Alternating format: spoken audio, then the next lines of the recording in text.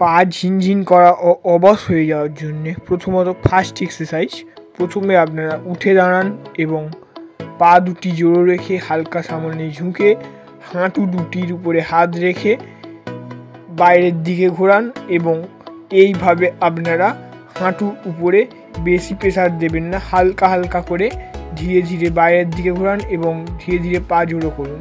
এইভাবে আবার রিভার্স করুন এবং উল্টো দিকে ভিতর থেকে বাইরের দিকে আনুন এবং আবার জোড়ো করে এইভাবে রোলিং করার চেষ্টা করুন। এই এক্সারসাইজটি আপনারা ভিতরের দিকে 10 বার এবং বাইরের দিকে 10 বার করে নেবেন। এরপরে নিচে পা খেলিয়ে বসে পড়ুন এবং অবশ্যই বসার সময় খেয়াল রাখবেন বডিটিকে রিল্যাক্স করে রাখবেন এবং হাত দুটি পিছনের দিকে রাখবেন এবং পা দুটি জোড়ো রেখে পায়ের টো দুটিকে স্ট্রেচিং করুন। পায়ের টো দুটি সামনের দিকে একবার টান টান রেখে হোল্ড রাখুন এবং পিছনের দিকে টান টান রাখুন। এই এক্সারসাইজটি আপনারা 20 বার করে করুন।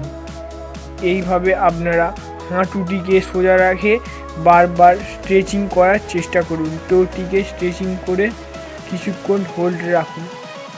তারপরে এক্সারসাইজগুলি করার পরে আপনারা পাটিকে ফাঁকা করে একটু রিল্যাক্স করে নেবেন। পা দুটিকে পাশে নাড়াবেন এবং পায়ের পেশিগুলি একদম আলগা রেখে পা দুটিকে রিল্যাক্স করুন। তারপরের এক্সারসাইজ এবারে আমরা করব টো রোলিং। পা দুটি ফের জোড়ো করে নেব এবং দুটি পা জোড়ো করে পা দুটি টান টান রেখে সামনের দিকে এবং পিছনের দিকে ঘড়ির কাঁটার দিকে এবং অ্যান্টি ক্লকওয়াইজ ও ক্লকওয়াইজ দুদিকেই ঘুরিয়ে নেব। দুদিকে টান টান রেখে বাইরের দিকে আঙুলগুলি বাইরের দিকে টান টান রাখবেন এবং ভিতরের দিকে টান টান রাখবেন।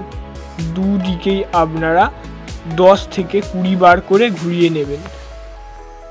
নেক্সট এক্সারসাইজ, তারপরে আপনারা পায়ের আঙুলগুলি মুড়বেন এবং খেলাবেন। পায়ের আঙুলগুলি চেপে চেপে সামনের দিকে মুড়ুন এবং ধীরে ধীরে ছাড়ুন। এই এক্সারসাইজটিও আপনারা 20 বার করে করুন। এই এক্সারসাইজগুলির মাধ্যমে আপনাদের পায়ের প্রত্যেকটি নার্ভ সতেজ করতে সাহায্য করে। তারপরের এক্সারসাইজ আমরা করব পা দুটি খেলিয়ে রেখে পা দুটিকে রিল্যাক্স রাখবো এবং অবশ্যই আমরা ভিডিওতে লক্ষ্য রাখবো হাঁটুর দিকে। হাঁটুটাকে আমরা অ্যাঙ্কেলগুলিকে টানা ও ছাড়বো, টানবো এবং ছাড়বো। ধীরে ধীরে পায়ের পেশির ওপরের দিকটা টানার চেষ্টা করুন এবং ধীরে ধীরে ছাড়ুন। এই অ্যাঙ্কেল স্ট্রেচ করুন, ধীরে ধীরে টানুন এবং পেশিগুলিকে টানুন এবং ধীরে ধীরে ছেড়ে দিন। এইভাবে আপনারা 10 থেকে 20 বার করুন। এটি করার পরে আপনারা অবশ্যই আবার কিছু এক্সারসাইজ করার পরে আপনারা অবশ্যই পাটিকে আবার একটু রিল্যাক্স করে নেবেন। পা দুটি ফাঁকা করে একটু নাড়িয়ে পা দুটি আলগা রাখবেন। পায়ের পেশিগুলি একদম আলগা রেখে ধীরে ধীরে পা দুটি নাড়িয়ে একটু রিল্যাক্স করে নেবেন।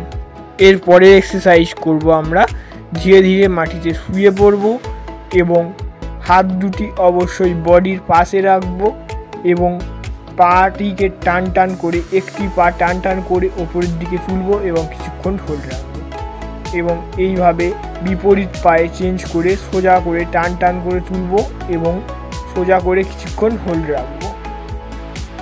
এইভাবে আপনারা হাঁটু সোজা রাখবেন এবং এই এক্সারসাইজটি আপনারা 10 বার করে নেবেন। একটি পায়ে 10 বার করে 20 বার করবেন এবং এই এক্সারসাইজটি এছাড়া আপনারা শুয়ে বা বসেও করতে পারেন। একটি চেয়ারে বসবেন এবং পায়ের অর্ধেকটা যেমন হাঁটু থেকে ঝুলিয়ে রাখেন সেই অবস্থায় চেয়ারে বসে হাঁটু থেকে সোজা করে সামনের দিকে তোলার চেষ্টা করুন। এই এক্সারসাইজটি আপনারা চেয়ারে বসেও করতে পারেন। হাঁটু থেকে সোজা করে টান টান করে ওপরের দিকে তোলার চেষ্টা করুন। এরপরে আমরা লাস্ট যে এক্সারসাইজটি করব, হাঁটুটি চেপে বুকের কাছে ধরবো এবং কিছুক্ষণ হোল্ড রাখবো এবং দুটি পায়ে এইভাবে আপনারা বুকের কাছে চেপে ধরবেন হাঁটুটি ভাঁজ করে এবং যাদের হাঁটুতে ব্যথা আছে তারা এই এক্সারসাইজটি করবেন না। আর কিছু সতর্কতা রইল, ব্যায়াম করার সময় যদি ব্যথা অনুভব করেন তবে ব্যায়াম করবেন না। এই নিয়মে ব্যায়াম করুন, তবে নিজের শরীরের সীমা অতিক্রম করবেন না। ধীরে ধীরে যতটা পারবেন ব্যায়াম করবেন এবং বেশি চাপ দেবেন না।